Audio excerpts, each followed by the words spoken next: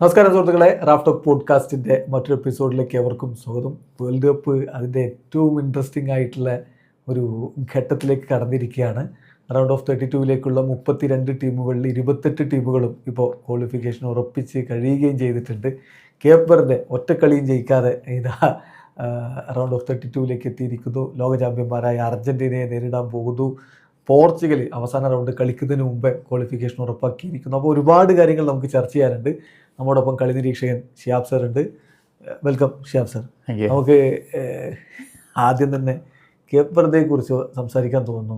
ഒരു അത്ഭുതമാണ് അവർ കാണിച്ചിരിക്കുന്നത്. ഈ ലോകകപ്പിലെ ഒരു സർപ്രൈസ് ടീമാണ് കേപ്പ് വെർഡെ. ഒരിക്കലും പ്രതീക്ഷിക്കാത്ത കന്നി ലോകകപ്പ്. അതിൽ തന്നെ ആദ്യ മത്സരം സ്പെയിനായിട്ടുള്ള ഒരു സമനില ആക്ച്വലി ആ ഗ്രൂപ്പിൽ മൊത്തത്തിൽ ഒരു കാര്യങ്ങൾ മാറ്റി മറിച്ചു എന്നുള്ളതാണ്. നല്ലൊരു വിജയം പോലും ഇല്ലാതെ ആ വിജയം ആകെ ഒരു സമനില, ഒരു ഗോളടിച്ച സമനില എന്ന് പറയാവുന്നത് 3 സമനിലയാണ്. അതിൽ യുറുഗ്വായിട്ടുള്ള കളിച്ചിട്ടുള്ള ആ കളിയാണ്. അതാണ് ആ ഗ്രൂപ്പിൽ മൊത്തത്തിൽ കാര്യങ്ങൾ മാറ്റി 2-2 സമനില. അത് ഉറുഗ്വായി സൗദി അറേബ്യക്കെതിരെ 1-1 സമനിലയായി. ഉറുഗ്വായ്ക്ക് ശരിക്കും പറഞ്ഞാൽ ഇതിനേക്കാളും നല്ല ടീമായിരുന്നു. അവർക്ക് കാര്യങ്ങൾ പിഴച്ചത് എവിടെയാണ്? അപ്പോൾ ചിലർ പറയുന്നത് സുവാരസിന് എടുക്കണമായിരുന്നു. സുവാരസ് ഇല്ലാതെ തന്നെ ടീം ശരിക്കും നല്ല ടീമായിരുന്നു. എന്തൊക്കെയോ എവിടെയൊക്കെയോ പിഴച്ചു. യുറുഗ്വായ് എനിക്ക് തോന്നുന്നു ആദ്യത്തെ 2 മത്സരങ്ങൾ ഒരു താരതമ്യേനൊരു എളുപ്പം ഗ്രൂപ്പിൽ എനിക്ക് തോന്നുന്നു അവർ ആ രീതിയിലായിരിക്കും കൈകാര്യം ചെയ്യുന്നത് തോന്നുന്നു. സൗദി അറേബ്യയും അതേപോലെ തന്നെ കേപ്പ് വെർഡെ പോലുള്ള ടീം. അപ്പോൾ ഒന്നുകൂടി ഒരു അപ്രോച്ചിങ് കാഷ്വൽ ആയിട്ടായിരുന്നോ? അപ്പോൾ ഒരുപാട് സൗദിയിനായിട്ടുള്ളൊക്കെ ചാൻസുകൾ എന്ന് പറഞ്ഞിട്ടുണ്ടെങ്കിൽ അത് മുതലാക്കാത്തതുകൊണ്ടാണ് ഒരു വിജയം ഒരുപക്ഷെ അവിടെ വന്നിരുന്നെങ്കിൽ മാറി പറഞ്ഞിരുന്നു എന്നുള്ളതാണ്. അപ്പോൾ ഈ ഗ്രൂപ്പിൽ ഇപ്പോൾ നമ്മൾ കണ്ടപ്പോൾ സ്പെയിനായിട്ടും തന്നെ താരതമ്യേന അവസാനം ഇനിയിപ്പോൾ ഒന്നും ചെയ്യാനില്ല, ഡു ഓർ ഡൈ സിറ്റുവേഷനിലായിരുന്നു അവരുണ്ടായിരുന്നത്. പിന്നെ സ്പെയിനായിട്ടായിരുന്നു ഉണ്ടായിരുന്ന കളി. അപ്പോൾ സ്പെയിൻ അത്ര കൺവിൻസിങ് ആയിട്ടുള്ള വിക്ടറി ഒന്നും ഉണ്ടായിരുന്നില്ല. ഒരു ഗോൾ അടിച്ച് ജയിച്ചു എന്ന് മാത്രം. അത് തന്നെ മുസ്ലിയറുടെ ഒരു ഫാൾട്ട് കൊണ്ടൊക്കെ വന്ന സംഭവമാണ്. പക്ഷേ സ്റ്റിൽ യുറുഗ്വയ്ക്ക് ചാൻസ് ഉണ്ടായിരുന്നു എന്നുള്ളതാണ്. അവരുടെ ഒരു പ്രശ്നം സുവാരസിൻ്റെ ഒരു ഇൻക്ലൂഷൻ എന്ന് പറയുന്നത് നിർണായകമൊന്നും നമുക്ക് പറയാൻ പറ്റില്ല. എത്രത്തോളം ഇമ്പാക്റ്റ് ഉണ്ടാകും എന്നുള്ളതൊന്നും പറയാൻ പറ്റില്ല. പക്ഷെ എന്നാലും അവർക്ക് കയറി വരാനുള്ള സാധ്യതകൾ ഇപ്പോൾ ആദ്യത്തെ 2 മത്സരങ്ങളിൽ തന്നെ അവർക്ക് കയറി വരാനുള്ള സാധ്യതകൾ ഉണ്ടായിരുന്നു. ഒരു വിജയം ഉണ്ടായിരുന്നെങ്കിൽ പോയെന്നുള്ളതാണ്.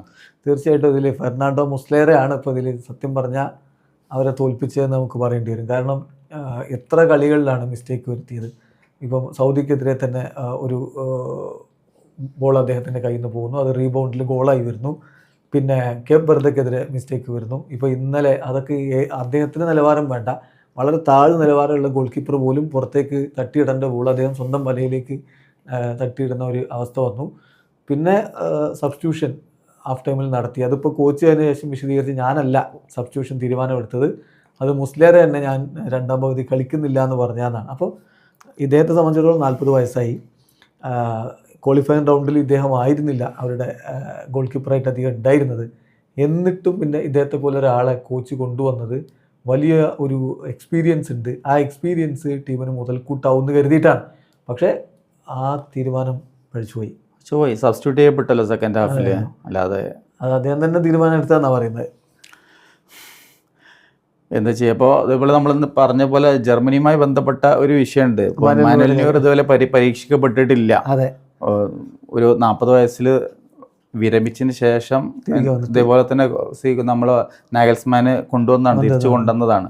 അപ്പോൾ ഇനി നോക്കൗട്ട് റൗണ്ടുകളിൽ എങ്ങനെയാണ് കൂടുതൽ പരീക്ഷിക്കപ്പെട്ടേക്കാം. അവസരങ്ങളിലൊക്കെ നമ്മൾ ഒരുപക്ഷെ 40 വയസ്സ് കഴിയുമ്പോൾ നമ്മളൊരു ഗോൾ കീപ്പറെ സംബന്ധിച്ചിടത്തോളം റിഫ്ലക്സ് അതേപോലെ റിയാക്ഷൻ ടൈമിലൊക്കെ ഒരുപാട് മാറ്റങ്ങൾ വരും എന്നുള്ളതാണ്.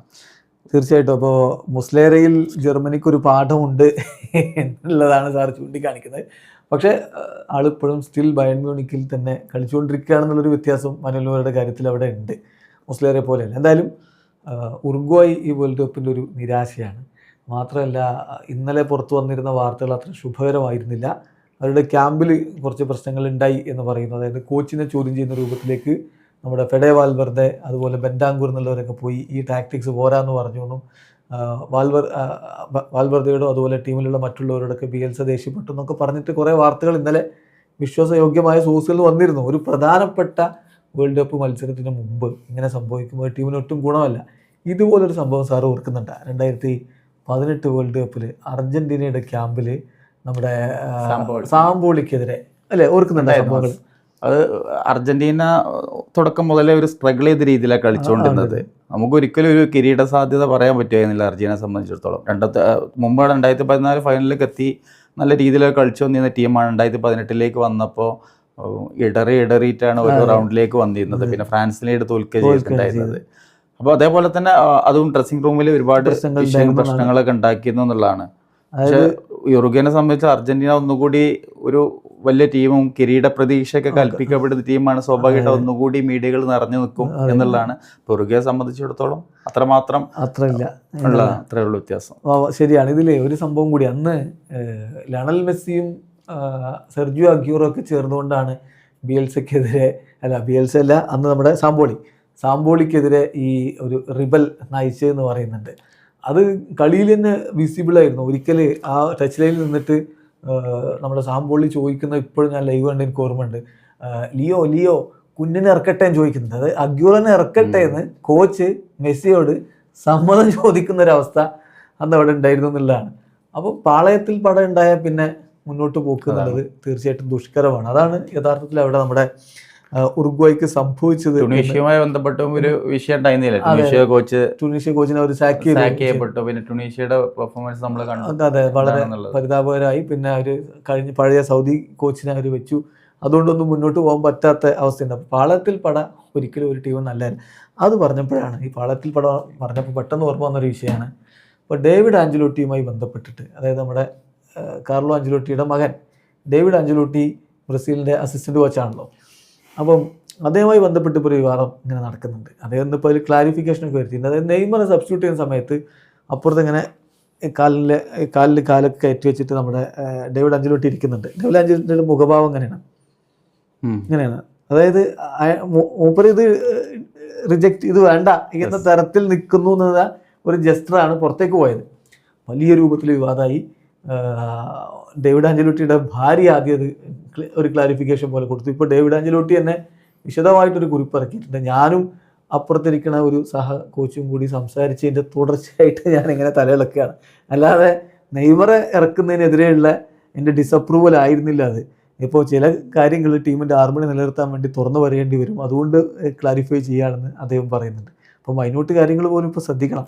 സോ മീഡിയ കോടിക്കണക്കിന് ആളുകൾ ലൈവായിട്ടും അല്ലാതെയും ഒക്കെ വേൾഡ് കപ്പ് മാമാങ്കം എന്ന് പറയുന്നത്. അപ്പം അത്ര മീഡിയ അറ്റൻഷൻ മാത്രമല്ല, ആളുകൾ എല്ലാവരും ശ്രദ്ധിക്കുന്നതാണ്.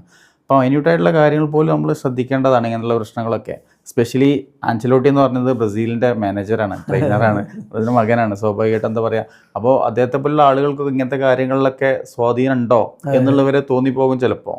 പക്ഷെ ഇടപെടല് ഇങ്ങനെയുള്ള കാര്യങ്ങളിലൊക്കെ ചിലപ്പോൾ സാധാരണത്തിൽ ഇടപെടാറുണ്ട്. ഈ സബ്സ്റ്റിറ്റ്യൂഷൻ കാര്യങ്ങളിലൊക്കെ ഡേവിഡ് ആഞ്ചലോട്ടി ഇടപെടാറുണ്ട്. എല്ലാണെങ്കിലും നമ്മൾ കണ്ടിരുന്നല്ലേ, അസിസ്റ്റന്റ് കോച്ചായിട്ട് നന്നായിട്ട് കാര്യങ്ങൾ ചെയ്യുന്ന ആളാണ്. ഓക്കെ, എന്തായാലും എങ്ങിരുന്നാലും അങ്ങനത്തെ ഒരു നെഗറ്റീവ് ജസ്റ്റർ എന്ന് തോന്നിക്കുന്ന തരത്തിലുള്ള ഒരു ഇടപെടൽ ഒരിക്കലും പാടില്ലാത്തതാണ്. ഇപ്പം നെയ്മർ എന്ന് പറയുന്നത് ഒരു ലെജൻഡറി പ്ലെയറാണ്. ബ്രസീലിനെ സംബന്ധിച്ചിടത്തോളം എന്ന് പറഞ്ഞാൽ അവർ അത്രമാത്രം വിലമതിക്കുന്ന ഒരു പ്ലെയറാണ്. മുമ്പ് പരിക്കിൽ ഒരുപാട് പരിക്ക് എന്ന് പറയുന്ന മൂപ്പരെ അലട്ടിയിട്ടുണ്ട്. അപ്പോൾ അതിൽ നിന്ന് തിരിച്ചു വരവ് അവർക്കൊരു കോൺഫിഡൻസ് നൽകുന്ന രീതിയിലുള്ള ഒരു പ്ലേയിങ് ടൈം ടീമിൽ, അതും ടീം നല്ലൊരു അനുകൂല രീതിയിൽ നിൽക്കുന്ന അവസ്ഥയിൽ കൊടുത്തു എന്ന് വെച്ചെങ്കിൽ ഒരു കുഴപ്പമുള്ള സംഭവം ഒന്നല്ല. അത് ഒരു പക്ഷേ അടുത്ത മത്സരത്തിലേക്ക് ഒരു പക്ഷേ ഒരു മുതൽക്കെട്ടാവുകയാണെന്നുണ്ടെങ്കിൽ നല്ലൊരു കാര്യമാണല്ലോ. ശരിക്കും പറഞ്ഞാൽ ഡേവിഡ് ആഞ്ചലോട്ടി അതിൽ നിരപരാധിയാണ്. ആള് മറ്റൊരാളോട് സംസാരിക്കുന്നതിൻ്റെ കണ്ടിന്യൂഷൻ ആയിരുന്നു അത്. നെയ്മറെ സബ്സ്റ്റിറ്റ്യൂട്ട് ചെയ്യുമ്പോൾ ഫോക്കസ് മൊത്തം അങ്ങോട്ട് വന്നപ്പോൾ തൊട്ടടുത്ത് നിൽക്കുന്ന ആളുടെ ജസ്റ്റർ വാർത്തയായത് മാത്രമേ അതിലുള്ളൂ എന്നുള്ളതാണ് പിന്നീട് വ്യക്തമായിട്ടുള്ളത്. ഏതായാലും അർജന്റീന വേഴ്സസ് കേപ്പറുടെ മത്സരം റൗണ്ട് ഓഫ് 32 എന്ത് തോന്നുന്നു? ഒരു സ്പെയിനെ പൂട്ടിയ പോലെ അർജന്റീനയെ പൂട്ടാൻ കഴിയുമോ കേപ്പറുടെക്ക്? കേപ്പറുടെ നമ്മൾ എന്താ പറയുക, ഈ വേൾഡ് കപ്പിൽ ഞാൻ പറഞ്ഞില്ല, ഒരു അത്ഭുത ടീമാണ് സത്യം പറഞ്ഞിട്ടുണ്ടെങ്കിൽ. അവരുടെ ഗെയിം പ്ലാൻ വളരെ ഭംഗിയായിട്ട് എക്സിക്യൂട്ട് ചെയ്യുന്നുള്ളതാണ്. എന്താണോ ആഗ്രഹിച്ചത് അവർ വലിയൊരു മാർജിനിൽ വിജയിച്ചിട്ട് ഒരു അമിത പ്രതീക്ഷ കിരീടം നേടുക അങ്ങനെയൊന്നുമില്ല. പക്ഷെ അവർക്കൊരു ഗെയിം പ്ലാൻ ഉണ്ട്, വ്യക്തമായിട്ടുള്ളൊരു ഗെയിം പ്ലാൻ ഉണ്ട്. അപ്പോൾ അത് ഡിഫൻസിൽ ഊന്നിയിട്ടുള്ളതാണ് പ്രധാനമായിട്ടും. അപ്പോൾ നമ്മളിപ്പോൾ ഈ 3 കളികളിലും കണ്ടു, പ്രധാനമായിട്ടും വെച്ചെങ്കിൽ ഡിഫൻസിൽ ഊന്നിയിട്ടുള്ള ഒരു പ്രകടനം. അത് വളരെ വൃത്തിയായിട്ട് അവർ ചെയ്യുന്നുണ്ടെന്നുള്ളതാണ്. അപ്പോൾ അർജൻറ്റീനയിലും മാറ്റമൊന്നും ഉണ്ടാവില്ല. അവർ വലിയ രീതിയിൽ അർജൻറ്റീനയായിട്ട് അവരൊരു അറ്റാക്കിംഗ് ലൈനിനെ വെച്ചിട്ട് നല്ല ഗോൾ സ്കോർ ചെയ്ത് കഴിയില്ല തോൽപ്പിക്കുക എന്നുള്ളതല്ല തീർച്ചയായിട്ടും. അപ്പം ആ രീതിയിലുള്ള ഒരു ഈ പറഞ്ഞ പോലെ ഒരു പറയുമ്പോൾ ഒരു 5-4 അല്ലെങ്കിൽ ആ രീതിയിലൊക്കെ വിന്യസിച്ചിട്ടാവും ഒരു പക്ഷേ എന്ന് പറയുന്നത് അവർ കളിക്കുക ആ രീതിയിൽ തന്നെ ആവും. അപ്പോൾ കേപ് വെർദയെ സംബന്ധിച്ചിടത്തോളം അർജൻറ്റീനയെ നിലവിലെ അർജൻറ്റീനയുടെ ഒരു വിഷയമായിട്ട് ഞാൻ കാണുന്നത്, അർജൻറ്റീന ഒരു പക്ഷേ നല്ല യൂണിറ്റിയുള്ള ടീമാണ്, പക്ഷേ ഒരു വിഷയമായി കാണിച്ചെങ്കിൽ ഒരു അമിതമായിട്ടുള്ള ഡിപ്പെൻഡൻസി നിലവിലിപ്പോൾ മെസ്സിയുടെ മേലിലുണ്ടെന്നുള്ളതാണ്. അത് ഗോൾ അടിക്കുന്നില്ല. അർജൻറ്റീന അടിച്ചിട്ടുള്ള 5 ഗോളുകൾ അടിച്ചിട്ടുള്ളത് മെസ്സിയാണ്. ഇന്നിപ്പോൾ അതിന് മാറ്റം ഉണ്ടാവുന്നതായിരുന്നു. ഇന്ന് മെസ്സി സബ്സ്റ്റിറ്റ്യൂട്ട് റോളിൽ ഉണ്ടാവുള്ളൂ. സബ്സ്റ്റിറ്റ്യൂട്ട് റോള് ഉണ്ടാവും, അല്ലെങ്കിൽ ഒരു പക്ഷെ ആദ്യ പകുതിയിൽ ഇറങ്ങിയിട്ട് സബ്സ്റ്റിറ്റ്യൂട്ട് അങ്ങനെ ആവാനും സാധ്യത സബ്സ്റ്റിറ്റ്യൂട്ട് ആയിരിക്കും. ഓക്കെ, എന്നിരുന്നാലും ഒരാൾ നമ്മൾ പറഞ്ഞിട്ടുണ്ടെങ്കിൽ ഇനി ആരാണ് ഗോൾ അടിക്കാനുള്ളത് ശരിക്കും പ്രൂവ് ചെയ്യേണ്ടിയിരിക്കണോ? ശരിക്കും ഫസ്റ്റ് ഹാഫിൽ ഇപ്പോൾ കേപ് വെർദെ അവരെ പിടിച്ചിരുത്തിയിട്ടുണ്ടെന്നുണ്ടെങ്കിൽ അവിടെയും കാണിക്കുന്ന ശരിക്ക് അർജന്റീനയെ സംബന്ധിച്ചിടത്തോളം ഗോൾ അടിക്കാൻ ഒരാളില്ല എന്ത് ചെയ്തൊരു പരാജയമായിരിക്കും കാണിക്കുക. ഒരു ഫസ്റ്റ് ഹാഫിൽ ഇതേപോലെ മെസ്സി ഇറങ്ങിയിട്ടില്ല, അതേ കേപ് വെർദെ ഫസ്റ്റ് ഹാഫ് ഒരു ഗോൾ അടിക്കാതെ. ഞാൻ പറഞ്ഞത് കേപ് വെർദെക്കെതിരെയുള്ള കളിയിൽ സബ്സ്റ്റിറ്റ്യൂട്ട് ആവുന്നില്ല. ഇന്നത്തെ കളി ഉണ്ടല്ലോ, നാളെ ജോർദാനായിട്ടുള്ള കളി. ഓക്കെ, അതൊരു ടെസ്റ്റിംഗ് ആണ് ശരിക്കും പറഞ്ഞാൽ. അവർ ഗോൾ അടിക്കണല്ലോ, അതുകൊണ്ട് കളിയിൽ സ്റ്റാർട്ടിങ്ങിൽ ഉണ്ടാവും, അത് ഉറപ്പാണ്. ജോർദാനായിട്ടുള്ള കളിയിൽ ഞാൻ പറഞ്ഞത് ഇതേപോലെ തന്നെയാണ്.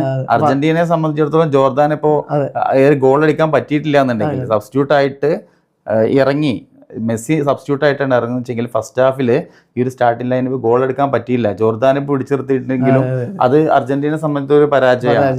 ഗോൾ അടിക്കാൻ ജോർദാനായിട്ട് ഗോൾ അടിക്കാൻ പറ്റിയിട്ടില്ല എന്നുണ്ടെങ്കിൽ ഗോൾ അടിച്ചില്ലെങ്കിൽ ബുദ്ധിമുട്ടൊന്നും. തീർച്ചയായിട്ടും അതിനൊരു പരിഹാരം ഇന്നത്തെ കളിയിൽ ഉണ്ടാക്കാൻ തന്നെയായിരിക്കും സ്കലോനി തീരുമാനിക്കേണ്ടത്. അതുകൊണ്ടാണ് ഒരു ഓൾട്ടർനേറ്റീവ് ലൈൻ കൊണ്ടാണ് ഇറങ്ങുന്നത്. ഹുലിയൻ ആൽവാരസ് സ്റ്റാർട്ട് ചെയ്യുന്നതാണ് പറയുന്നത്. കൂടെ നിക്കോ പാസ് ഉണ്ടാവാം, അല്ലെങ്കിൽ ഔട്ടർ ഉണ്ടാവും. അതിലാണ് ഒരു ചെറിയ കൺഫ്യൂഷൻ ഉള്ളത് എന്നും ഗാസ്നെഡൂൽ റിപ്പോർട്ട് ചെയ്തിട്ടുണ്ട്. അപ്പം മെസ്സിക്ക് ഒരു പകരം ഒരു ഗോൾ സ്കോററെ വേണം, അത് അവർക്ക് നിർബന്ധമാണ്. മുന്നോട്ട് പോക്കിന് ഒരാളെ മാത്രം ആശ്രയിച്ച് പോകുക എന്നുള്ളത് സാധ്യമല്ല. അപ്പം ഇനി വ്യാപകമായിട്ട് ആൾക്കാർ പറയുന്നൊരു കാര്യമാണ്, അർജൻറ്റീനയ്ക്ക് ഫിഫ കാര്യങ്ങൾ എളുപ്പമാക്കി കൊടുത്തിരിക്കുകയാണ്. കേപ് വെർദെയൊക്കെയാണ് റൗണ്ട് ഓഫ് 32 മുന്നോട്ട് പോകുമ്പോൾ ഓസ്ട്രേലിയ അല്ലെങ്കിൽ ഈജിപ്തൊക്കെ ഉള്ളൂ, ഒരു പണിയില്ല, എളുപ്പമാണ്. എന്തോന്നു അങ്ങനെ ഒരു അഭിപ്രായം? അങ്ങനെയൊന്നും പറയാൻ പറ്റില്ല. കഴിഞ്ഞ വേൾഡ് കപ്പ് നേടിയുള്ള ഫൈനലിലായിരുന്നു തോൽപ്പിച്ചത്, ഫ്രാൻസിനെയാണ് തോൽപ്പിച്ചത്. നല്ല ഫോമിലുണ്ടായ നെതർലൻഡ്സിനെയാണ് ക്വാർട്ടർ ഫൈനലിൽ തോൽപ്പിച്ചത്. നല്ല നല്ല ടീമുകളൊക്കെ തോൽപ്പിച്ചിട്ട് തന്നെയാണ്. പിന്നെ ഓസ്ട്രേലിയയൊക്കെ നല്ല രീതിയിൽ പ്രീ ക്വാർട്ടർ നല്ല രീതിയിലുള്ള പെർഫോമൻസ്. ക്രൊയേഷ്യ ഉണ്ടായിരുന്നു, ക്രൊയേഷ്യനെ തോൽപ്പിച്ചിട്ടുണ്ടായിരുന്നു. ഒക്കെ നല്ല ടീമുകളെ തോൽപ്പിച്ചിട്ടാണ്. ഇപ്പോൾ ഈ വേൾഡ് കപ്പിൽ വരുമ്പോൾ കേപ് വെർദെ എന്ന് പറയുന്നത് ഇപ്പോൾ ആദ്യ കളി തന്നെ സ്പെയിനിനെ ഞെട്ടിച്ച ടീമാണ്. ഇപ്പോൾ യൂറോ കപ്പും അതേപോലെ തന്നെ തുടർച്ചയായിട്ടുള്ള ഒരു വിന്നിങ് സ്ട്രീക്കിലൊക്കെ വരുന്ന സ്പെയിൻ ടീമിനെ പിടിച്ചു നിർത്തിയിട്ടുള്ള ടീമാണ്. അപ്പോൾ കേപ് വെർദെ എന്ന് പറയുന്നത് അങ്ങനെ നമുക്കൊരു അണ്ടർ എസ്റ്റിമേറ്റ് ചെയ്യാനൊന്നും പറ്റില്ല. അവർക്ക് അവരുടേതായിട്ടുള്ള ഒരു ഗെയിം പ്ലാൻ നല്ല രീതിയിൽ വൃത്തിയായിട്ട് എക്സിക്യൂട്ട് ചെയ്യാൻ പറ്റുന്ന ടീമാണ് കേപ് വെർദെ എന്ന് പറയുന്നത്.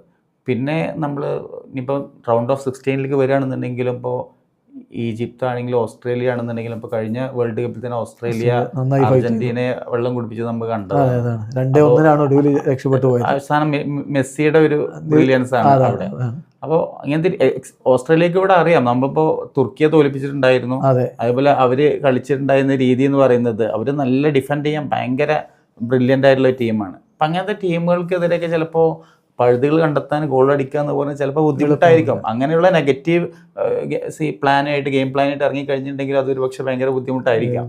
പിന്നെ അതേപോലെ തന്നെ ഇനി ക്വാർട്ടർ ഫൈനലിലേക്ക് വരികയാണെങ്കിൽ പോർച്ചുഗൽ വരാൻ സാധ്യതയുണ്ട്. പിന്നെ ബ്രസീൽ സെമിയിൽ വരാൻ സാധ്യതയുണ്ട്. കൊളംബിയയോ പോർച്ചുഗലോ വരാൻ സാധ്യത, സ്വിറ്റ്സർലൻഡോ ഒക്കെ വരാൻ സാധ്യതയുണ്ട്. സെമിയിലാണെങ്കിൽ ബ്രസീലോ ഇംഗ്ലണ്ടോ ഒക്കെ വരാം. അപ്പോൾ ഇത് റൗണ്ട് ഓഫ് 32 ആണ്. അപ്പം റൗണ്ട് ഓഫ് 32 എന്ന് പറഞ്ഞിട്ടുണ്ടെങ്കിൽ ഇപ്പൊ കഴിഞ്ഞ വേൾഡ് കപ്പിൽ 32 ടീമുകളാണ്. കഴിഞ്ഞ 32 ടീമുകൾ 8 ഗ്രൂപ്പുകളാക്കി തിരിച്ചിട്ടുണ്ടായിരുന്നു. ആ 32 ടീമുകളുടെ ഒരു പറയാൻ പറ്റുള്ളൂ. റൗണ്ട് ഓഫ് 16 ആണ് ആക്ച്വലി എന്ന് പറയുന്നത്. നമ്മള് ഫിൽട്ടർ ചെയ്യപ്പെട്ടിട്ടുള്ള സ്ട്രോങ്ങർ ടീമുകൾ വരുന്ന നോക്കൌട്ട് സ്റ്റേജ്. അത് മാത്രമല്ല, ഇതിപ്പോ കേപ് വെർദെ വരും എന്നുള്ളത് എനിക്ക് തോന്നുന്നു ഇപ്പൊ ഇതുവരെ ഉള്ളതില് ഒരു സർപ്രൈസ് എൻട്രി കേപ് വെർദെയും സൗത്ത് ആഫ്രിക്കയാണ്. സൗത്ത് ആഫ്രിക്കയുടെ ആ ഒരു ഞെട്ടിക്കുന്ന ഒരു വിജയം അപ്പം അതിലൂടെയാണ് ആക്ച്വലി എന്ന് പറയുന്നത് ഈ 2 ടീമുകളാണ് ഇതിൽ വന്നിട്ടുള്ളത്. അപ്പം ഇതിലിപ്പോൾ നിലവിൽ 9 ഗ്രൂപ്പുകൾ മത്സരങ്ങൾ കഴിഞ്ഞു, തീരുമാനമായി. അപ്പം അതിൽ 4 ടീമുകൾ 4 മൂന്നാം സ്ഥാനക്കാർ 4 പോയിന്റിലുണ്ട്. അവർ 4 ടീമുകൾ, മറ്റുള്ള ഒരു 4 ഗ്രൂപ്പുകളിൽ 3 പോയിന്റാണ് ഉള്ളത്. അതിലിപ്പോൾ ഗ്രൂപ്പ് എച്ച്, നമ്മുടെ സ്പെയിൻ അടങ്ങുന്ന ഗ്രൂപ്പിൽ മാത്രമാണ് 3-ാം സ്ഥാനം വന്ന് 2 പോയിന്റ് ഉറുഗ്വേ പുറത്തായിട്ടുള്ളത്. ബാക്കിയുള്ളതൊക്കെ അപ്പം ഇനി 3 ഗ്രൂപ്പാണ് ഇനി തീരുമാനമാവുന്നത്.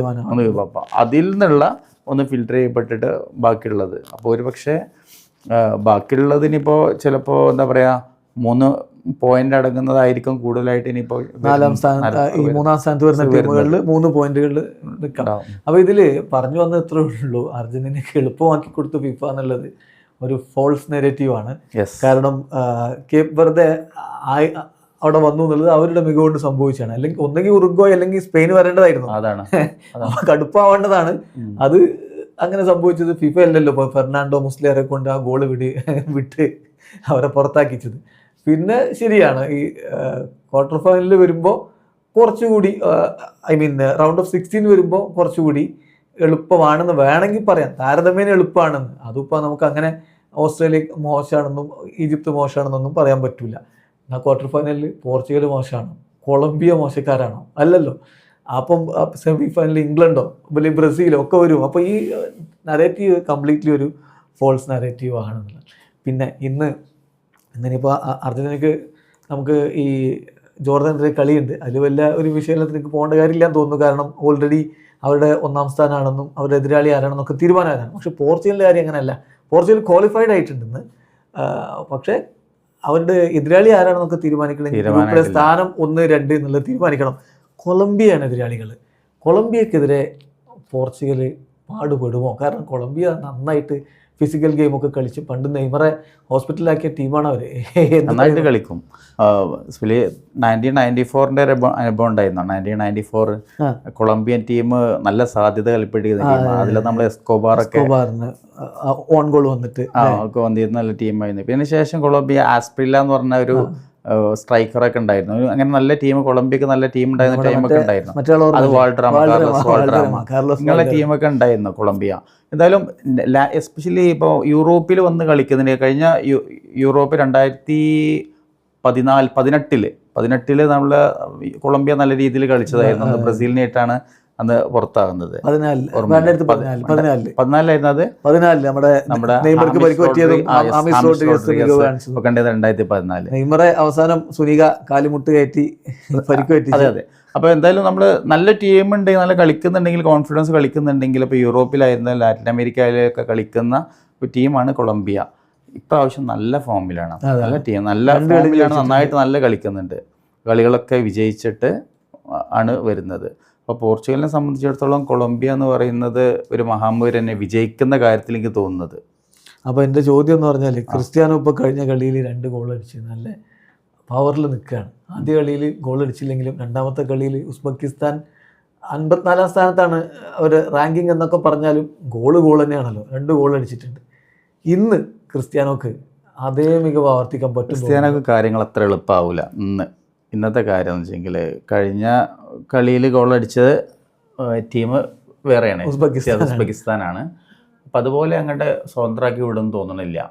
അതവരെ കോച്ച് ഓൾറെഡി പറഞ്ഞു കഴിഞ്ഞു. അവരുടെ കോച്ച് പറഞ്ഞത് 2 താരങ്ങളെ ഞങ്ങൾ നന്നായി ശ്രദ്ധിച്ചു വെച്ചിട്ടുണ്ട്. ഒന്ന് ക്രിസ്ത്യാനോ, അദ്ദേഹത്തിൻ്റെ ഫിനിഷിംഗ് കപ്പാസിറ്റി അപാരമാണ്, അതുകൊണ്ട് ഞങ്ങൾ ബോക്സിൽ പെനാൽറ്റി ഏരിയയിൽ നന്നായിട്ട് ശ്രദ്ധിക്കും. മറ്റൊരാൾ വിറ്റീഞ്ഞ, അദ്ദേഹം ബോൾ പാസിങ്ങോ അതുപോലെ ആ ഗെയിം നിയന്ത്രിക്കാൻ കഴിയും. ഈ 2 ആൾക്കാരെ ഞങ്ങൾ കൂട്ടുന്നു പറയുന്നുണ്ട്. അപ്പോൾ മാത്രമല്ല, പോർച്ചുഗലിനെ സംബന്ധിച്ചിടത്തോളം നിലവിലാണെങ്കിൽ മിഡ്ഫീൽഡ് വളരെ സ്ട്രോങ് ആണ്. അപ്പോൾ ബോൾ സപ്ലൈ എവിടുന്ന് കൊടുക്കാനൊക്കെ പറ്റുന്ന രീതിയിലുള്ള പ്ലെയേഴ്സൊക്കെ ഉണ്ട്. പക്ഷെ എന്നിരുന്നാലും കൊളംബിയക്ക് നിലവിലെ സാഹചര്യത്തിൽ അവരിപ്പോൾ ഈ 3 കളികളിൽ നിന്നുള്ള അരച്ചുള്ള വിജയം, കോൺഫിഡൻസ് ഉണ്ട്. അപ്പോൾ 2 കളിയാണ്, 2 കളി, സോറി, മൂന്നാമത്തെ കളി, ഓക്കെ, 2 കളിയിൽ നിന്നുള്ള വിജയമുണ്ട്. അതേപോലെ തന്നെ അപ്പോൾ പോർച്ചുഗലിനെതിരെ ഒന്നുകൂടി ഒരു അഡ്വാൻറ്റേജ് കൊളംബിയക്ക് തന്നെയാണ്. കാരണം അവരെ സമയത്തുള്ളൊരു സമനില തന്നെ മതി. പക്ഷെ സമനിലയ്ക്ക് വേണ്ടി കളിക്കൂല എനിക്ക് തോന്നുന്നത്. അവർക്ക് അതാണ് ഗ്രൂപ്പിലെ സമവാക്യം അവർ വിജയിക്കാൻ വേണ്ടിയിട്ട് കളിക്കുള്ളൂ. പിന്നെ സൂപ്പർ ടീം എന്തായാലും അവർക്കുണ്ട്. ലൂയിസ് ഡയസ് ഉണ്ട്, ആമിസ് റോഡ്രിഗസ് ഉണ്ട്, ലൂയിസ് സുവാരസ്, നമ്മുടെ ഉറുഗ്വായ് സുവാരസ് അല്ല, ഇവരുടെ ലൂയിസ് സുവാരസ്, ജോൺ അരിയാസ്. അപ്പം മൊത്തത്തിൽ മികച്ച ടീമുണ്ട്. പിന്നെ ഡിഫൻസിലൊക്കെ ആണെങ്കിൽ ഇപ്പോൾ ലുക്കുമി അവരുടെ സെൻറ്റർ ബാക്ക് എന്ന് പറയുണ്ടായി. പോർച്ചുഗൽ എന്ന് പറഞ്ഞാൽ ഡേഞ്ചറസ് ടീമാണ്. അത് ക്രിസ്ത്യാനോ ഉള്ളത് കൊണ്ട് മാത്രം ഡേഞ്ചറസ് ആകുന്നതല്ല, അവർക്ക് ഒരുപാട് മികച്ച താരങ്ങളുണ്ട്, നല്ല ടാലൻറ്റുള്ള ടീമാണ്. പക്ഷേ ഞങ്ങൾ നന്നായിട്ട് പ്രിപ്പയർഡാന്ന് പറയുന്നുണ്ട്. അതാണ്. അപ്പം നന്നായിട്ട് പണി കൊടുക്കാൻ സാധ്യതയുണ്ട്. തീർച്ചയായിട്ടും. എനിക്ക് തോന്നുന്നു പോർച്ചുഗൽ ക്രിസ്ത്യാനോ ഉള്ളപ്പോൾ എപ്പോഴാണ് ഡേഞ്ചറസ് ആകുന്ന വെച്ചെങ്കിൽ ക്രിസ്ത്യാനോയുടെ കളി കളിക്കണം, അപ്പോഴാണ്. അതല്ലെങ്കിൽ ആ ഫിനിഷിങ് പാടാൻ മുമ്പ് കാണിക്കുമ്പോഴാണ്. ഫോം ഇല്ല എന്നുണ്ടെന്നുണ്ടെങ്കിൽ സ്വാഭാവിക മൊത്തത്തിലെ കളിയെ ബാധിക്കും, അത് സ്വാഭാവികമായിട്ട് ബാധിക്കുന്നുണ്ട് എന്നുള്ളതാണ്. കാരണം അപ്പോൾ അവിടെ ക്രിസ്ത്യാനോട് ഐസൊലേറ്റ് ചെയ്യപ്പെടും, മറ്റുള്ള പ്ലേയേഴ്സൊക്കെ നല്ല രീതിയിൽ ആ സിങ്ക് വരുന്നില്ലെങ്കിലാണ് പറയുന്നത്. ഫസ്റ്റ് കളി കണ്ട പോലെ അങ്ങനത്തെ രീതിയിലാണ് വരിക. അപ്പോൾ നേരെ മറിച്ച് ക്രിസ്ത്യാനോ അവിടുന്ന് ആ ടീമിൽ നിന്ന് മാറി നിൽക്കുകയാണെങ്കിലും നന്നായിട്ട് കളിക്കാൻ പറ്റുമെന്ന് എനിക്ക് തോന്നുന്നത്. അപ്പൊ ഏകദേശം ഒരേപോലുള്ളതാണ്. വരികയാണെന്നുണ്ടെങ്കിൽ അവർക്ക് ടീമായിട്ട് നല്ല രീതിയിൽ വളരെ ഒരു റാപ്പോട് കൂടിയിട്ട് കളിക്കാൻ പറ്റും എന്ന് തോന്നുന്നത്. ക്രിസ്ത്യാനോക്ക് വരുമ്പോൾ ഇവരോടൊപ്പം ആക്ച്വലി ക്രിസ്ത്യാനോയും ഉയരണം, ആ രീതിയിലേക്ക് വരികയാണെന്നുണ്ടെങ്കിൽ, അതായത് എന്താണ് മൂപ്പരുടെ റോൾ, എന്താണ് ഇപ്പം നിലവിലുള്ളത്, ഫിനിഷ് ചെയ്യാന്നുള്ള ആ രീതിയിലേക്ക് വരികയാണെന്നുണ്ടെങ്കിൽ മറ്റുള്ള പ്ലേയേഴ്സിനൊക്കെ ബോൾ സപ്ലൈ ചെയ്യാനുള്ള കോൺഫിഡൻസ് ഉണ്ടാവും എന്നുള്ളതാണ്. അത് അങ്ങനെ ഇല്ല എന്നുണ്ടെങ്കിൽ, ഇപ്പോൾ നമ്മൾ ഫസ്റ്റ് ഹാഫിൽ ഇപ്പോൾ കഴിഞ്ഞ കളിയിൽ കണ്ട അതേപോലെ തന്നെയാണ് പ്ലേയേഴ്സിന് കൊടുത്ത്, അതേപോലെ തന്നെ ക്രിസ്ത്യാനോ അതേപോലെ തന്നെ അത് നല്ല ചെയ്തുന്നുള്ള. പക്ഷെ സെക്കൻഡ് ഹാഫിലേക്ക് പിന്നെ വന്നപ്പോൾ ക്രിസ്ത്യാനോയുടെ വേറെ രീതിയിലേക്ക് വന്നത് ഒന്ന് ഡൗൺ ആയിപ്പോയി. പല ഗോളുകൾ ഹാട്രിക് അടിക്കാവുന്ന പല ഗോളുകളും സംസാരിച്ചത്. ഒരു 60 മിനിറ്റോ ഒക്കെ അല്ലേ മാക്സിമം ക്രിസ്ത്യാനോ 60 മിനിറ്റിൽ പിൻവലിക്കണം എന്ന് പറയുന്നത് അതുകൊണ്ടാണ്. അതാണ്. അപ്പോൾ ആ ടീമിന്റെ മൊത്തത്തിലുള്ള ഒരു കോൺഫിഡൻസും അതേപോലെ ഒരു മൊമെന്റം ഉണ്ട്. ആ മൊമെന്റം ആ രീതിയിലേക്ക് പോകണമെന്നുണ്ടെങ്കിൽ ഇവർ തമ്മിലുള്ള ഒരു നല്ല രീതിയിൽ വരണം എന്നുള്ളതാണ്. തീർച്ചയായിട്ടും. അപ്പോൾ ക്രിസ്ത്യാനോ ആദ്യത്തെ 45 മിനിറ്റ് ആളും ഓക്കെയാണ്, പെർഫെക്റ്റ് ആയിട്ട് കളിക്കും. പിന്നെ ഒരു 10-15 മിനിറ്റ് കൊണ്ടൊക്കെ കോച്ച് പിൻവലിച്ച് ഗോൺസാലോ റാമോസിനൊക്കെ ഇറക്കണം എന്നുള്ളതാണ്. പക്ഷെ റോബർട്ടോ മാർട്ടിനസ് ആണ് ഇറക്കും തോന്നുന്നുണ്ടോ അങ്ങനെ ഒരു മാറ്റത്തിലേക്ക്? ക്രിസ്ത്യാനോ കാണാത്തത് ഇപ്പോൾ രണ്ട് കളിയിലും 90 മിനിറ്റ് കളിപ്പിച്ചിട്ടുണ്ട്, പിൻവലിച്ചിട്ടില്ല. എന്താണ് ഇനി ഒരു കോൺഫിഡൻസ് ഉണ്ടായിക്കോട്ടെ എന്നുള്ളത് കൊണ്ടാണോ, ഇനി എന്താണ് അതിന്റെ ഒരു ഫാക്ടർ എന്താണെന്ന് അറിയില്ല എന്നുള്ളതാണ്. പക്ഷെ അദ്ദേഹം പറയുന്നത് എന്താ വെച്ചാൽ, പോർച്ചുഗലിന് ഗോൾ വേണമെങ്കിൽ ലോകത്ത് ഏറ്റവും അധികം ഗോൾ അടിച്ച ആൾ തന്നെ ഗ്രൗണ്ടിൽ ഉണ്ടാവട്ടെ എന്നുള്ളത്. നമ്മൾ പലപ്പോഴും പറഞ്ഞ പോലെ ആ കൺവെൻഷൻസ് അങ്ങനെ എത്തിക്കാതെ പോകുക എന്നുള്ളതാണ് റോബർട്ടോ മാർട്ടിനസിന്റെ ഒരു രീതി. അപ്പോൾ ഏതായാലും ഇന്ന് ഉസ്ബെക്കിസ്ഥാനും പോലെ എളുപ്പമാവില്ല കൊളംബിയക്കെതിരെ ക്രിസ്ത്യാനോക്ക് കാര്യങ്ങൾ എന്നുള്ളത് വ്യക്തമാണ്. പക്ഷേ റിസൾട്ട് എന്താവും സാറിൻ്റെ ഒരു പ്രഡിക്ഷൻ? ഇന്ന് ഒരു സമനിലയിലേക്ക് പോകുമെന്ന് എനിക്ക് തോന്നുന്നു. ആണല്ലേ? പോർച്ചുഗൽ ഗോൾ അടിച്ച സമനിലാവോ, ഗോൾ അടിക്കാത്ത സമനിലാവോ? ഗോൾ അടിച്ച സമനില ഉണ്ടാവാം, ചിലപ്പോൾ ഒരു 1-1 സമനിലൊക്കെയാണ് എനിക്ക് തോന്നുന്നു. Cristiano goal അടിക്കുമോ? ക്രിസ്ത്യാനോ ഇന്ന് വലിയൊരു സാധ്യതയും കാണുന്നില്ല. നോക്കാം നമുക്ക്. ക്രിസ്ത്യാനോയെ പൂട്ടാനുള്ള ശ്രമത്തിലേക്ക് അവർ പോകുന്നു തുറന്ന് തന്നെ പറഞ്ഞതാണ്. അപ്പോൾ പൂട്ടോ ഇല്ലയോ എന്നുള്ളത് കാണാം. ക്രിസ്ത്യാനോ എന്ന് പറഞ്ഞാൽ ഈ പൂട്ടൊക്കെ പൊളിച്ച് ഒരുപാട് പരിചയമുള്ള ആളുമാണ്. അപ്പോൾ അതുകൊണ്ട് എന്തും സംഭവിക്കാം. ഞാൻ വിചാരിക്കുന്നത് ക്രിസ്ത്യാനോ ഗോൾ അടിക്കട്ടെ എന്ന് ആരാധകർ ആഘോഷിക്കട്ടെ. ഏതായാലും പോർച്ചുഗൽ സംബന്ധിച്ചിടത്തോളം ഇന്നിപ്പം റിസൾട്ട് എന്തായാലും ഓൾറെഡി റൗണ്ട് ഓഫ് 32 ഉറപ്പാക്കിയിട്ടുണ്ട് എന്നുള്ളത് ഒരു സമ്മർദ്ദം ഇല്ലാതെ കളിക്കാൻ സഹായകരമാവും എന്ന് തന്നെ കരുതാം. ഏതായാലും നമ്മൾ റൗണ്ട് ഓഫ് 32ലേക്ക് ഉള്ള ഒരുക്കങ്ങളുടെ മുമ്പായിട്ടുള്ള ഒരു മത്സരങ്ങളുടെ രൂപത്തിലൊക്കെ ഇന്നത്തെ കളി കണ്ടാൽ മതി. റൗണ്ട് ഓഫ് 32ൽ ഓൾറെഡി തീരുമാനമായ ചില കളികൾ ഞാൻ പറയാം. അതിൽ ഏതാണ് നമുക്ക് കൂടുതൽ ഇൻട്രസ്റ്റിംഗ് എന്ന് പറയാൻ വേണ്ടിയിട്ടാണ് ഞാൻ ഓരോന്നോരോന്ന് പറയാം. സാറിൻ്റെ ഒരു അഭിപ്രായം എന്ന് പറഞ്ഞാൽ മതി. സൗത്ത് ആഫ്രിക്ക വേഴ്സസ് കാനഡ, ആര് മുന്നോട്ട് പോകുന്നത് വിചാരിക്കുന്നു? Canada at least on paper Canada മുന്നോട്ട് പോകുന്നുള്ളതാണ് നമ്മൾ പ്രതീക്ഷിക്കുന്നത്. സൗത്ത് ആഫ്രിക്ക ലക്കിയായി വന്നതാണ് എന്നാണ് പറയാം. ബ്രസീൽ വേഴ്സസ് ജപ്പാൻ, ബ്രസീൽ ജയിക്കും. ബ്രസീൽ ജയിക്കുന്നത് തന്നെ. ബ്രസീല് പരിചയ സമ്പത്ത് നിലവിൽ ഗ്രാജുവലായിട്ടുള്ള ബ്രസീലിൻ്റെ ഒരു ഗ്രോത്ത് നമ്മളിപ്പോൾ അവരുടെ ഒരു മൊമെൻ്റ് പോസിറ്റീവാണ്. കളിയിലൊക്കെ അത് പ്രതിഫലിക്കുന്നുണ്ട് എന്നുള്ളതാണ്. അപ്പോൾ അടുത്ത കളിയിലേക്ക് വരുമ്പോൾ ബ്രസീൽ ജയിക്കുന്നുണ്ട് തോന്നുന്നു. ബ്രസീൽ ഒന്നുകൂടി മാച്ച് രൂപത്തിൽ കളിക്കാൻ സാധ്യതയുണ്ട്. ജർമ്മനി വേഴ്സസ് പോർച്ചുഗൽ കളിയോ? Sorry, not Portugal, Paraguay. Germany versus Paraguay. Germany ജയിക്കും.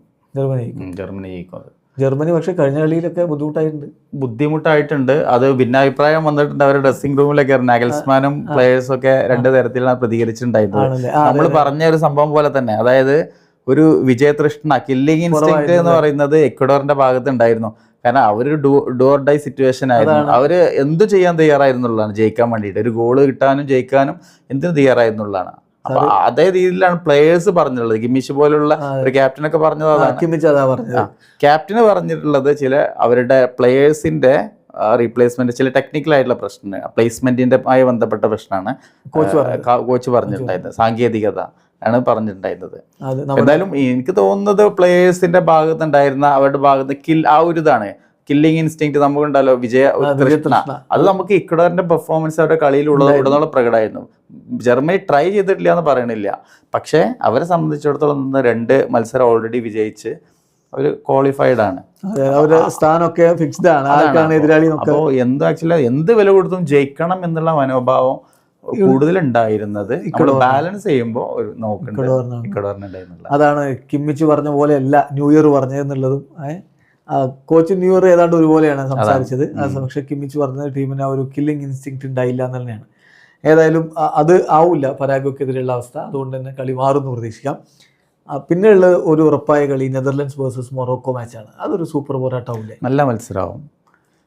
മൊറോക്കോ നെതർലൻഡ്സ് നല്ല കോൺഫിഡൻസ് നിൽക്കുന്നതാണ്. അപ്പം ആര് ജയിക്കുമെന്നാണ് പ്രതീക്ഷിക്കുന്നത്? ബുദ്ധിമുട്ടാണ്, ഭയങ്കര ടഫാണ് പറയാൻ. പക്ഷേ നമുക്ക് പറയാനേ ഞാൻ ആഗ്രഹിക്കുന്നത് മുന്നോട്ട് പോകാൻ നെതർലൻഡ്സ് ജയിക്കണം എന്നുള്ളതാണ്. കാരണം വെച്ചാൽ ഒന്നുകൂടി നല്ല ഭംഗിയുള്ള കളിയും നല്ല കളിക്കുന്നുണ്ട്, ടോട്ടൽ ഫുട്ബോൾ കളിക്കുന്നുണ്ട്. Ivory Coast versus Norway match. Norway Ivory Coast, നമ്മളിപ്പോൾ അറ്റാക്കിംഗ് ലൈൻ നോക്കുകയാണെന്നുണ്ടെങ്കിൽ നോർവേ ഹാളണ്ടിൻ്റെ ഒക്കെ പ്രസൻസ് കൊണ്ട് വിജയിക്കേണ്ടതാണ്, ആ രീതിയിൽ കിടക്കും. പക്ഷേ ഐവറി കോസ്റ്റും തന്നെ ഇപ്പോൾ നിലവിൽ വളരെ കോൺഫിഡൻസ് കൂടി വന്നിട്ടുള്ളത്. അതേപോലെ തന്നെ ഒരു വിജയിക്കുന്ന ആരാന്ന് നമുക്ക് പറയാനുള്ള ടഫ് മാച്ചാണ്. അതൊരു പ്രെഡിക്റ്റ് ചെയ്യാന്ന് പറഞ്ഞിട്ടുണ്ടെങ്കിൽ നോർവേക്ക് കൂടുതൽ സാധ്യത കാണുന്നുണ്ടോ? സാധ്യത ഹാലൻഡ്, സോർലോത്ത് ഉണ്ട്. നോർവേ വിജയിക്കും, ഒരു ഗോളിനൊക്കെ വിജയിക്കാനാണ് സാധ്യത. പ്രത്യേകിച്ച് ഇപ്പം ഹാലൻഡിനൊക്കെ ഫ്രാൻസിനെതിരെ കോച്ച് വിശ്രമം കൊടുത്തിട്ടുണ്ട്. കൂടുതൽ പവറോടുകൂടി എനർജറ്റിക് ആയിട്ട് ഇറങ്ങുന്നതായിരുന്നു. ഫ്രാൻസിന് എതിരാളി സ്വീഡനാണ്. ഫ്രാൻസിന് എളുപ്പമായോ? സ്വീഡൻ ഒരു കളി നന്നായി കളിച്ചെങ്കിലും പിന്നെ കളിച്ചിട്ടുണ്ട്. നമ്മൾ പറഞ്ഞാണ് സ്വീഡൻ ടീമിനെ സംബന്ധിച്ചൊരു വിഷയം എന്ന് പറയുന്നത് അവർക്ക് 2 ഫോർവേഡ്സ് ഒക്കെ നല്ല രീതിയിൽ, അറ്റാക്കിംഗ് ലൈനൊക്കെ നല്ല രീതിയിലുണ്ട്. പക്ഷെ അവരെ സംബന്ധിച്ച് ബാക്ക് ലൈൻ എനിക്ക് തോന്നുന്നു അത്ര ഒരു വിശ്വാസമില്ല. എപ്പോഴും ഗോള് വഴങ്ങാം. അപ്പോൾ അതൊരു വിഷയമാണ് സ്വീഡനെ സംബന്ധിച്ചിടത്തോളം. എനിക്ക് തോന്നുന്നു ഞാൻ നേരത്തെ പറഞ്ഞു ബ്രസീൽ നമ്മൾ പറഞ്ഞിട്ടുണ്ട് സ്വീഡനെ ഒന്നുകൂടി ജപ്പാന് ഒന്നുകൂടി സ്വീഡനെ കിട്ടുന്നത് എളുപ്പമെന്നൊക്കെ പറയുന്നത്. അതേപോലെ തന്നെയാണ് ഇവിടെ ഫ്രാൻസിനെ സംബന്ധിച്ചിടത്തോളം സ്വീഡൻ ഒന്നുകൂടി എളുപ്പമായിരിക്കും എന്നുള്ളതാണ്. USA versus Bosnia and Herzegovina. USA ജയിക്കും. പിന്നെ ഓസ്ട്രേലിയ ഈജിപ്ത്, അതായത് അർജന്റീനയുടെ റൗണ്ട് ഓഫ് 16 എതിരാളികളെ തീരുമാനിക്കാനുള്ള കളിയാണ്. ഓസ്ട്രേലിയ ഈജിപ്ത് മത്സരം അല്ലേ? ഓസ്ട്രേലിയ ഈജിപ്ത് മത്സരം ഞാൻ കാണുന്നത് ഒന്നുകൂടി നമ്മൾ ഇന്റലിജന്റ് ആയിട്ട് കളിക്കുന്ന ടീം ഓസ്ട്രേലിയയാണ്. ബുദ്ധിപരമായിട്ട് ഒന്നുകൂടി പ്രായോഗികത, അവർക്ക് എങ്ങനെ ഒരു സംഭവം അഡ്വാൻസ് ചെയ്യണം എന്നുള്ള രീതിയിലൊക്കെ കളിക്കുന്ന ഓസ്ട്രേലിയ എന്നുള്ളതാണ്. ഈജിപ്ത് കളിക്കുന്നുണ്ടാവും, ടീമും ഒക്കെ ഉണ്ട്. പക്ഷേ എനിക്ക് തോന്നുന്ന ഓസ്ട്രേലിയ ചിലപ്പോൾ അഡ്വാൻസ് ചെയ്യുന്നുള്ള. ഓക്കെ, അതാണ് സാധ്യത കൂടുതലും. ഈജിപ്ത് നല്ല താരങ്ങളൊക്കെ ഉണ്ട്, പക്ഷെ കൂടുതൽ ഒരു എഡ്ജ് ഓസ്ട്രേലിയക്ക്. അർജന്റീന വേഴ്സസ് കേപ്പ് വെർദെ പറയാൻ വലിയ ബുദ്ധിമുട്ടുണ്ടാവില്ല എന്ന് തോന്നുന്നു. ഓസ്ട്രേലിയ ജയിക്കും. അർജന്റീന ജയിക്കും. അതാണ് പ്രതീക്ഷിക്കപ്പെടുന്നത്. എല്ലാ ദിവസവും ഇപ്പോൾ സ്പെയിൻ അന്ന് തടഞ്ഞു നിർത്തിയെന്ന് വിചാരിച്ചിട്ട് എല്ലാ ദിവസവും അത് അന്നത്തെ ഗോളിയുടെ 7-8 സേവുകൾ ഉണ്ടായിരുന്നു. അതൊക്കെ ഇപ്പോൾ എല്ലാ ദിവസവും നടന്നോളുന്നില്ല. നമ്മൾ പ്രതീക്ഷിക്കുന്നത് അങ്ങനെയാണ്. ഓക്കെ, അപ്പോൾ നമുക്ക് ഇന്നത്തെ മത്സരം എന്ന് പറഞ്ഞാൽ നമുക്ക് നാളെ പുലർച്ചെയാണ് കളി. നമ്മൾ ഡേറ്റ് പറയുമ്പോൾ ഇന്നത്തെ ഡേറ്റിനാണല്ലോ US കളി, അതുകൊണ്ടാണ് നമ്മൾ അങ്ങനെ പറയുന്നത്. അപ്പോൾ ഏതായാലും ഇന്നത്തെ കളി കഴിഞ്ഞിട്ട് റൗണ്ട് ഓഫ് 32 കൂടുതൽ വ്യക്തമാവും, മുഴുവൻ ഫിക്സറും ആവുമല്ലോ നാളത്തോടുകൂടി. അപ്പോൾ നമുക്ക് കൂടുതൽ വിശകലനങ്ങളായിട്ട് വീണ്ടും കാണാം.